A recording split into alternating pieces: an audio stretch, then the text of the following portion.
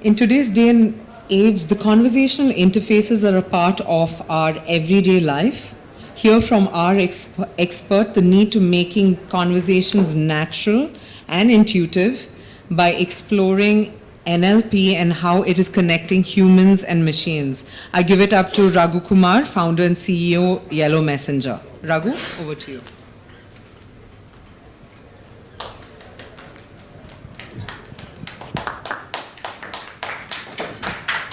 Thank you. Am I audible? Yeah. Thank you, Priya. So before I get started, maybe while it's loading, a brief introduction about myself, the company. Run the company called Yellow Messenger. We are a conversational AI platform. We help more than 100 plus enterprises automate customer support, marketing, HR and IT support, where there's a lot of communication that happens within the organization and humans are involved. So today's session is based on all the experiences that we had over the last 4 years since we've been working with these enterprises. And the way that I have structured the talk is I think there is already a lot of information that's flowing around on why NLP is important and how it impacts enterprises. But I think what's kind of missing at a lot of places is also on how this NLP actually works and where we are in terms of the technology and what we should look ahead over the next 10 years in terms of how this technology is evolving and delivering an impact to the end customers. So it's very clear that I think today's latest news on 2 billion users on WhatsApp. So one of the things we keep talking about is messaging, and voice is actually the new browser. A big set of these audiences across the world who are coming on to mobile devices and internet platforms are messaging and voice only. So most of the time that they are spending on the smartphones is on WhatsApp. A lot of communication within the enterprise is happening on Slack, Microsoft Teams. So when there is a whole lot of these conversations that are happening with the enterprises definitely to serve this audience need to have technology tools. One, to scale this engagement on these channels with end consumers, but also all the tools to manage their customer support, marketing, HR, IT support on these channels. And a lot of these consumers, while talking to the enterprises, are also making decisions on conversational platforms. And there's a study that says that 60% of the consumers are making their decisions on one of these conversational platforms, which is making it very important for enterprises to engage the users on this. So this has opened up a huge opportunity for enterprises to drive consumer experiences on these platforms. This is an example of why this is big. About $1 trillion every year is spent just on customer support, right? There's whole lots of people that are responding to customers across the world. And with all this money spent, the customer satisfaction is really not that great. So natural language processing powered interfaces can effectively solve this problem, and there are some of the enterprises that are already leveraging that at scale. So some of our customers like Indigo, Domino's Pizza, Bajaj Finserv, if you have ever interacted with one of those agents, some of these customers are at this point of time automating up to 80% of their entire customer support interaction. So opens up a big opportunity in customer experience. Natural language processing interfaces are also driving a lot of productivity experience for the enterprise. The companies that we work with are saying that they are employing about 100 to 500 support executives within the company to answer IT support queries, HR support queries, and the rate at which employees are getting their responses is pretty slow. So there's a whole lot of productivity experience that NLP interfaces can drive. Two of the examples that I take during the course of the conversation is Schlumberger, Raj Pharma, one of our largest customers. They're they are essentially seeing use cases that are deployed even for field agents, even medical support representatives. So this again a very large opportunity where NLP is disrupting. So one of the significant changes in the software that we are seeing happening over the last 1-2 years is the entire 1995 to 2015 has been around digitization. So when people talk about CRM tool, right? The CRM tool is actually not managing the customer relationship by itself. CRM tool is storing the information about the customer, about the previous transactions, and a customer support representative is actually reading that information and managing the relationship. So they are essentially stores of information. So these are, they are called systems of record, right? But with the emerging technologies with NLP, what these systems of record tools are essentially evolving into are new kind of tools that are replacing are tools that not only store information and have the humans manage the relationships. This software is managing the relationship by itself. So it is when there is a problem with a product, it's not telling a customer support representative to talk to the end consumer to inform him about the problem, but it is starting a conversation. The software itself is starting the conversation and taking care of the customer, right? Similarly with HR, similarly with IT support, all these tools have been essentially data recording entities, and that served the problem for all over of till 2015. And this is the definite trend we are seeing, where systems are moving from just recording information to systems that actually complete a transaction, complete an action, and do the entire functionality that humans are probably doing currently.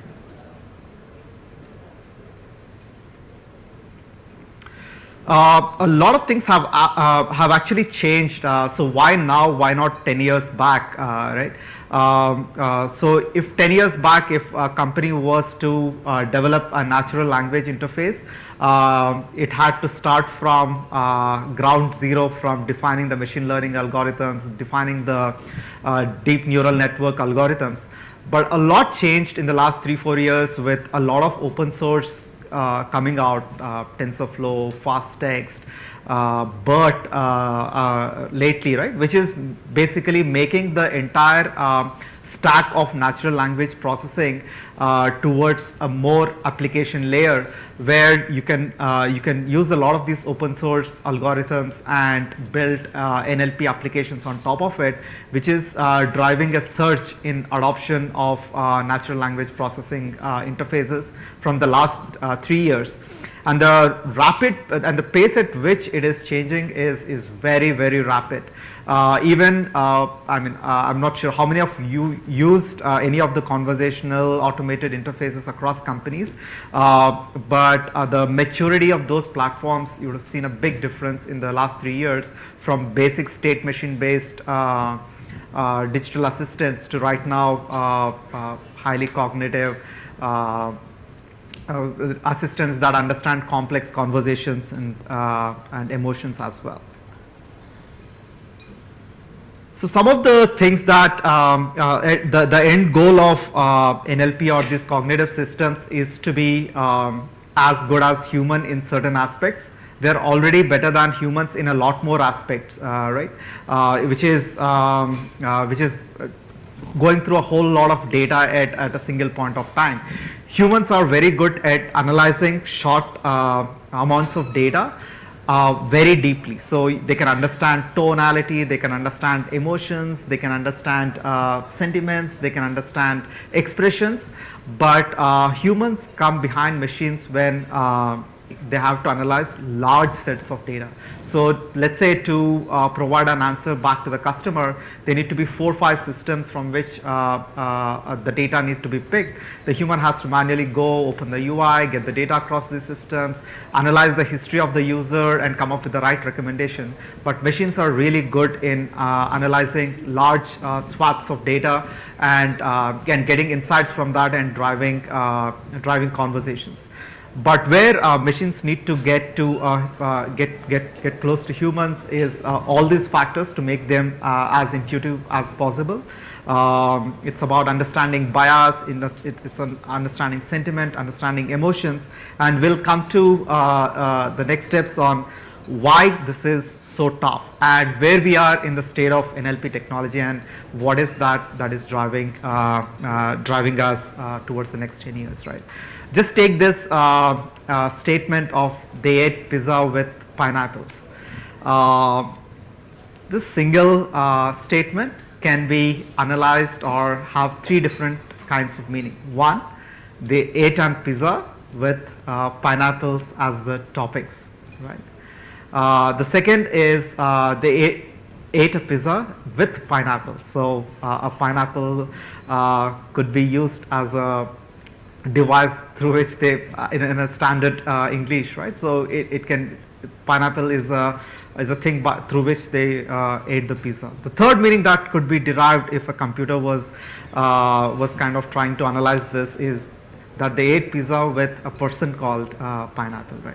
So there is a lot of ambiguity where a single sentence, if it is analyzed based on the on just the semantics of English, there are 3 different meanings that it can derive. But a lot more context is needed to derive the right meaning of a particular phrase or sentence.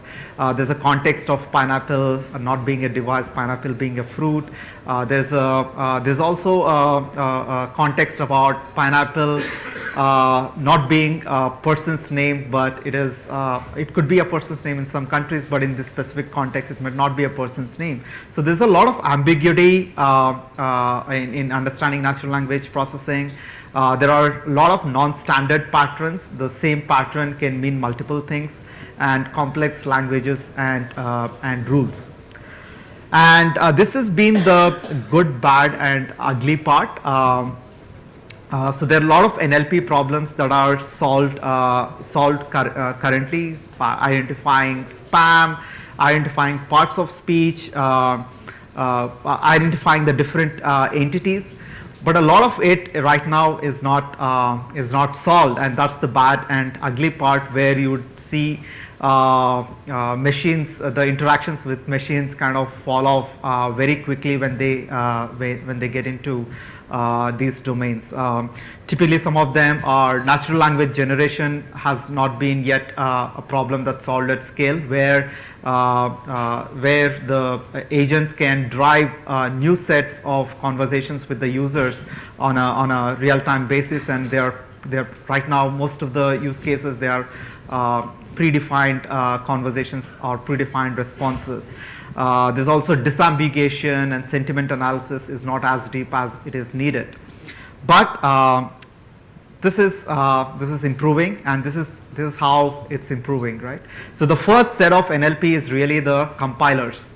So the compilers were built to give instructions to machines, but they understood exactly what's being said, right? So there's a pre-standard definition of what each instruction means, and based on that the computers started performing. And then evolved multiple techniques to solve the problem.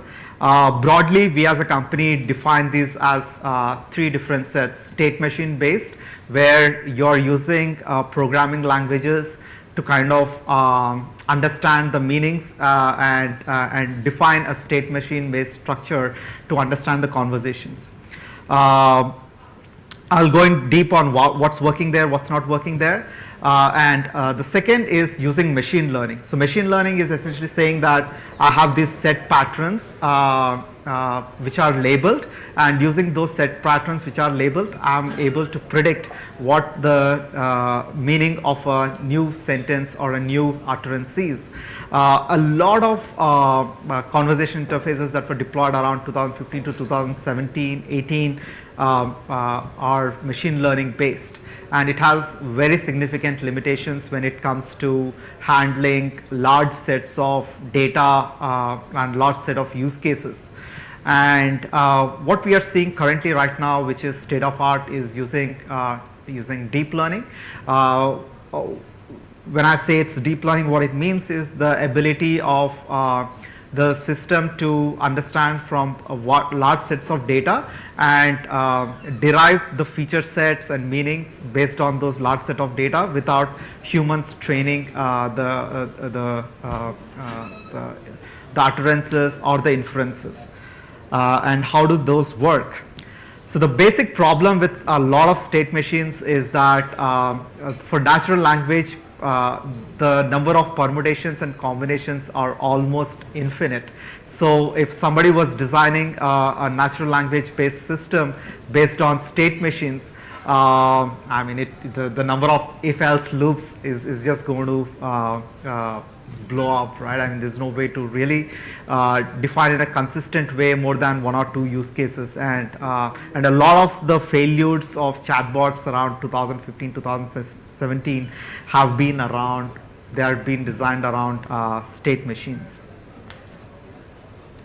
The second most popular way of understanding natural language interfaces has been machine learning.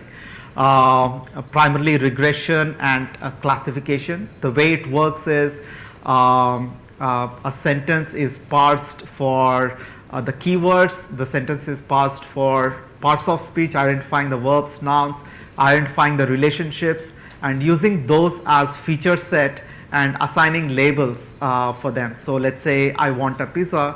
Pizza is an entity. I and pizza are related as have a relationship that I want a pizza. That relationship is captured, and both these features are trained to understand that somebody wants a pizza. You train the entire model, and a new sentence comes in. Based on that, you predict what's the meaning for that. This is how it's working.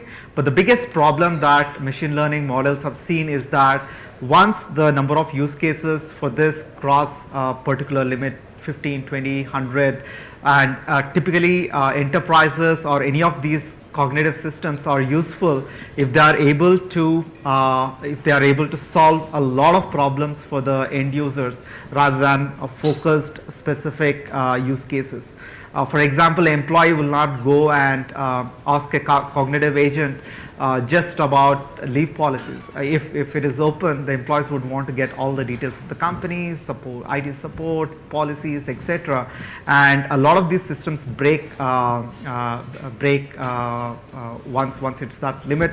And we realized it the hard way. We deployed for one of the largest financial services company in India. Worked really great for the 10 use cases, lot of usage, but once the use cases started increasing to hundreds and then thousands, the accuracy rate, I mean, came down to almost 50 to 40%, and we had to move that to a deep learning model. This is how it works. Machine learning model, it breaks into intent, confidence, and then drives the answer. This is how the deep learning works. So the next way of solving the problem, the way that NLP has evolved and is evolving, is there are large sets of data. Once they are accumulated, let's say there are millions of conversations, there is web level content or web level data that is available. Each word is modeled as a vector, right? As for deep learning to work, it can't really work on text based data. So, so to give an example, there's a BERT model or word to vec model. They take a lot of these sentences, a lot of these conversations that are around on the web, and every word is assigned a vector. What is a vector? let me take myself as a person. You have a few attributes. You're saying that Raghu is good at programming. He runs a company. He knows software. He lives in Bangalore. So all these attributes can be put in as vectors or numbers that are associated with me, right? And and based on how these words are spread across the multiple utterances across the world, there are vectors assigned to each of the words based on the data set.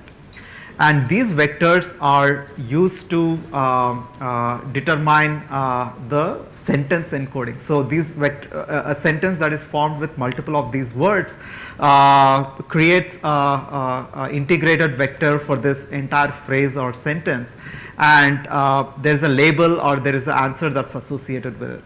So anything new that comes in is correlated with this vector, and there is a error or a gap function that is defined of how far this is from the original vector. And based on that, either it keeps learning or it keeps predicting of what the final model or the meaning of that particular sentence is.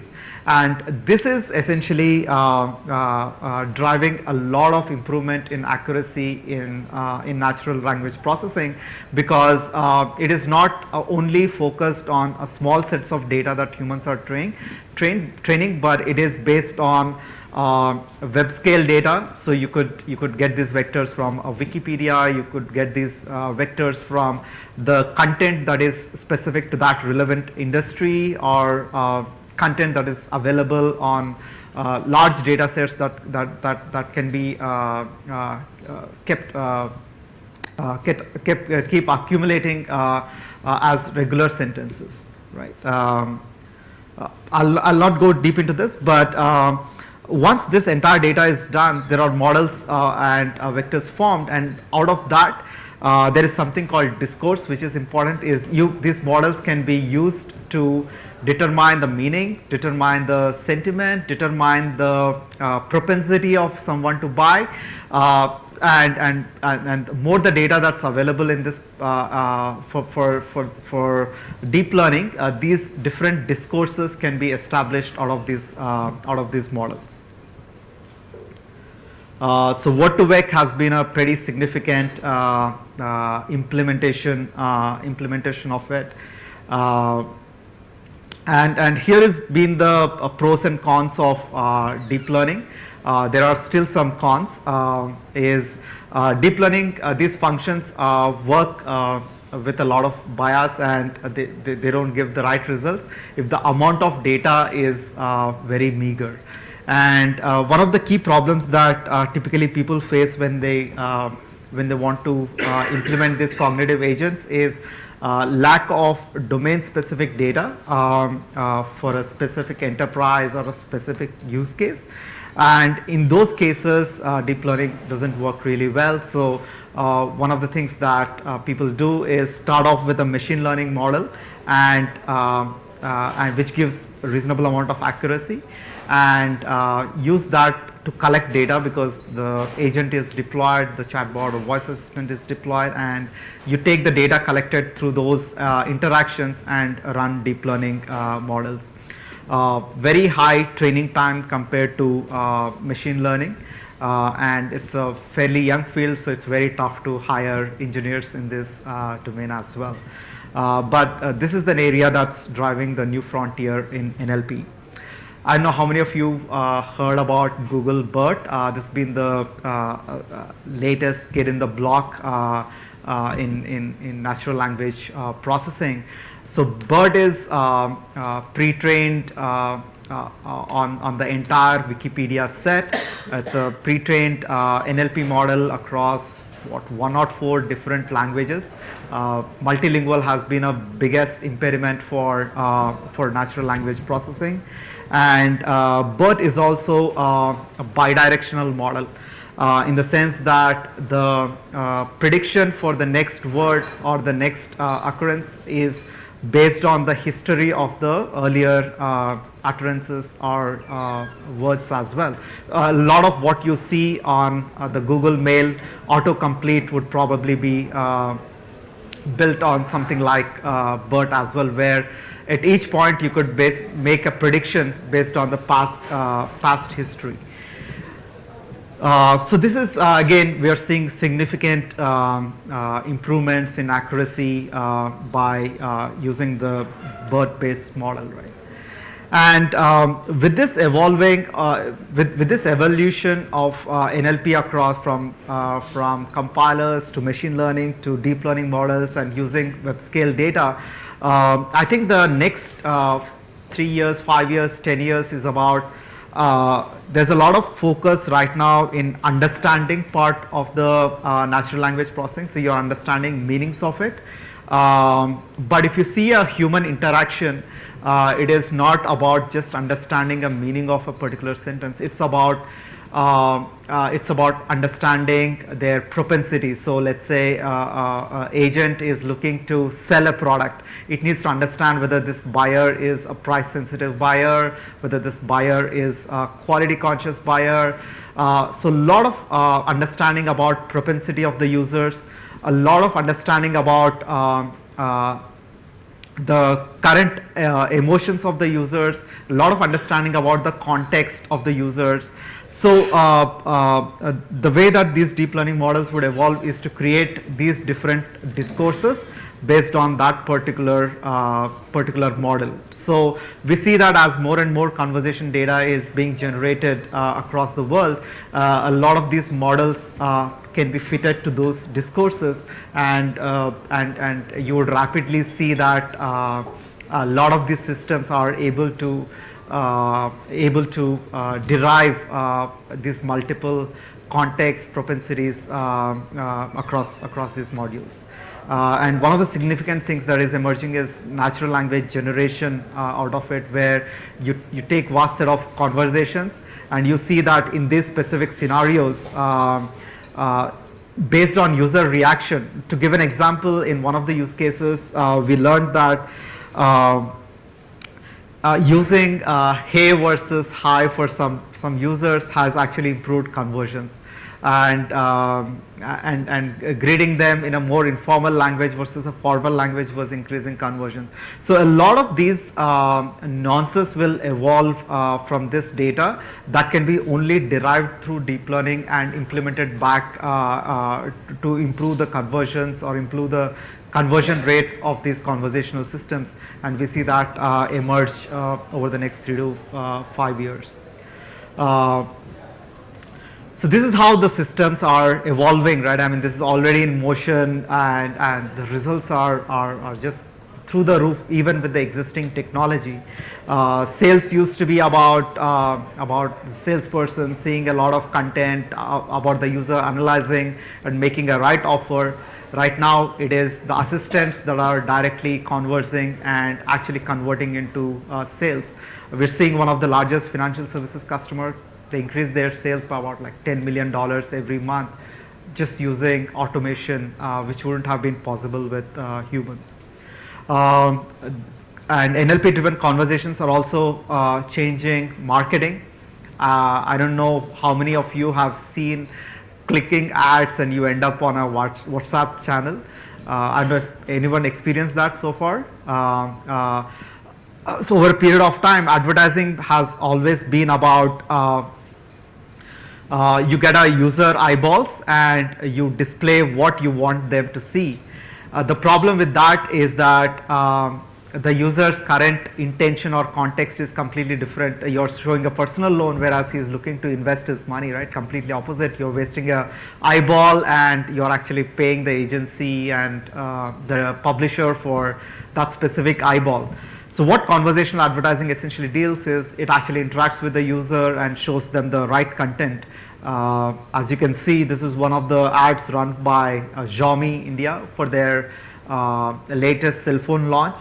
A Facebook ad, when you click on it, directly lands on a WhatsApp page, and there's an interaction on the WhatsApp page to drive a conversation about the features of the phone, the user preferences, and potentially make a sale based on that. We see these are the really early stages of how conversational AI is being used for advertising. And we are seeing people use WhatsApp for onboarding employees as well, especially as gig economy takes over. I'm just like companies that are employing delivery agents, companies that are employing a lot of field force. They don't have formal onboarding programs. They want to really onboard, train a lot of these employees on channels that they are using. So we are seeing companies adopting that at a rapid scale, and a lot of conversational AI is getting into these platforms. And right now we are just scratching the surface of the technology. And as deep learning is evolving, we can see use cases like a conversational agent actually convincing someone to join, automatically determine whether someone is a right fit for the job, automatically cross-selling, upselling users, negotiating. So all these are models that are being built, and I can't be more excited about what this is going to bring as a change to the entire computing and enterprise engagement. Yeah. So what you are saying is the one which you are showing behind the WhatsApp, it's like a chatbot automated, right? Yeah. So they will give you the queries to business transaction, they'll answer that. So also conversational wise, what we see on LinkedIn timelines, for example, where they suggest the answer, or on Gmail when you have there some automated boxes suggesting answers. So how are they evolving to the next step now? They're also kind of going to go even more detailed like this going forward. What do you see as a scope? Absolutely, we are seeing that that happen even right now, right? A lot of companies are using those kind of models. The advantage that right now the algorithms are there. I mean, and you see a very high accuracy in a Gmail kind of scenario, because it has all your history of your emails and similar emails across multiple customers. A lot of customers are deploying similar software for their agents. So their agents start using like a regular live agent. They keep responding back and using those conversations as the input for the deep learning models. It's already deployed across multiple customers to do a Google autofill kind of functionality to drive user conversations. So that's something that I don't see in future, but it's happening right now. But it'll happen at a much faster pace. And the next level of that is to completely automate that. So that's the journey that the companies would take. In fact, the problem statement for enterprise use case is much simpler than what Google is solving for email, because at every point of time it needs to predict what is the context, what is the scenario. But in a pure enterprise specific use case, the context is very limited. Yeah, that's why. That's because it's conversational here. It's like, Yeah. because there it's a cell and it's a very specific scope, whereas here it's conversational. So Yeah. that can keep changing. Absolutely. Okay, thanks. Does that answer your question? Or? Yeah, thank you. Thank you.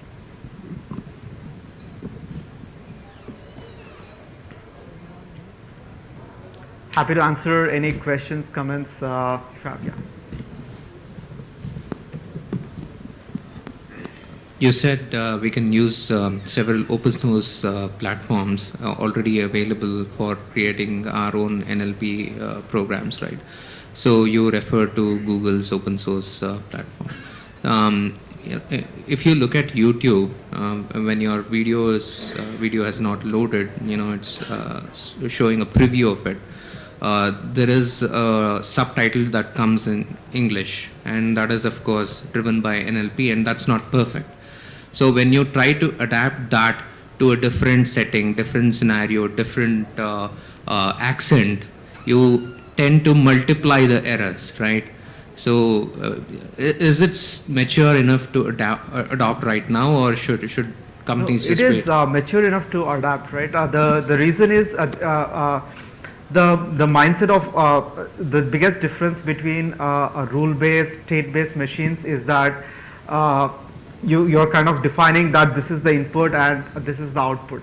But the beauty about some of these algorithms is that they are continuously adopting and changing. So when I said the broad way that, I mean, in a simplistic way to understand deep learning is that there is a error function for every deep learning model that is defined. So the first time you kind of move it to a different language, different attribute, the error function will be huge. And that error function is a feedback to the model. And based on that, the next conversation is already has the feedback that the error function for this has been huge. Then there is a second subtitle or translation that happens, and there is a new error function. So the model keeps evolving, right? So it's about how much of data, how many times that you kind of run this and train this, which is a limitation of a deep learning model as well, is that it needs what sets of data, error functions to actually learn some of it. To create that feedback loop, should companies be using GANs, generative adversarial networks, so that these algorithms improve much quicker? Yeah, absolutely, right. I think that's what companies are using, and all these deep learning models are algorithmic models. How you kind of define these error functions, define this application layer, actually will make a big difference in how that particular model evolves as well. Because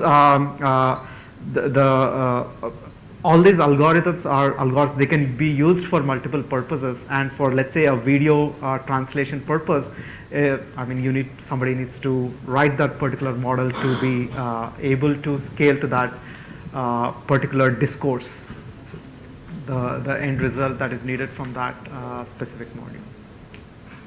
Does that answer your question fairly? Yeah, pretty much. Follow-through question, if I may just ask. So there is the one is the tech aspect. There was just one session going on the trust in the tech world that was happening there. So now the conversational language, the one we are doing on Gmail, so the person right now knows that I am answering it. Now tomorrow, whenever this evolves to a level that the machine is answering it, so how much certain the person receiving it, it's a social angle also. That absolutely. That this is a genuine reply or this is a machine reply. So how does he kind of take that forward? Interesting things that we learned, right? So again, I'll take a example.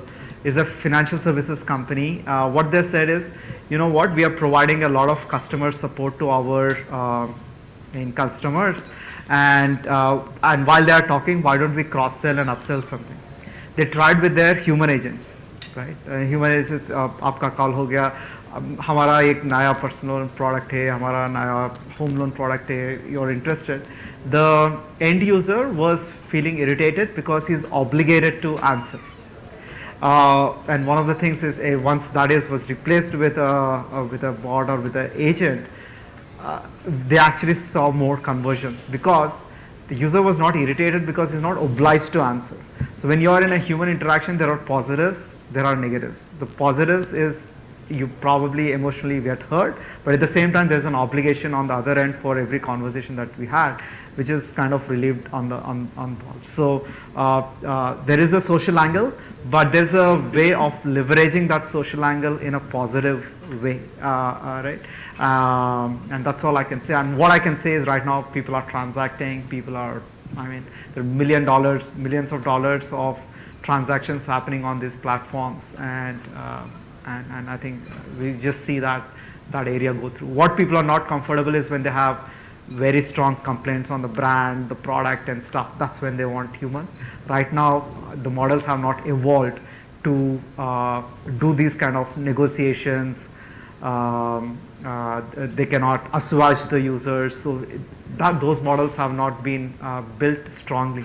Technology for that is there. Data for that is not there.